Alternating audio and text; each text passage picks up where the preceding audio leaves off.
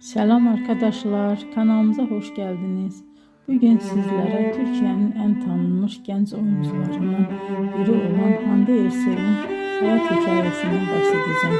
Hande Erçel 24 Kasım 1993 tarihinde Türkiye'nin Balıkesir iline bağlı Bandırma şehrinde dünyaya geldi. Küçük yaşlarından itibaren sanatla ilgileniyordu ve yaratıcı alanlara karşı büyük bir merakı vardı. Daha sonra İstanbul'da Mimar Sinan Güzel Sanatlar Üniversitesi'nde eğitim aldı. Ama onun hayatında ilk adım oyunculuk değildi. Hande Erçel kariyerine modellik yaparak başladı. Genç yaşta katıldığı güzellik yarışmaları sayesinde dikkat çekti ve kısa bir süre televizyon dünyasının kapıları ona açıldı. 2015 yılında yayınlanan Güneşin Kızları dizisinde Selin karakterinin canlandırmasıyla geniş kitleler onu tanımaya başladı.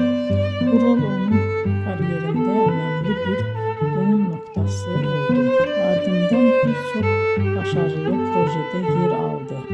Bugün Hande Erçel sadece Türkiye'de değil,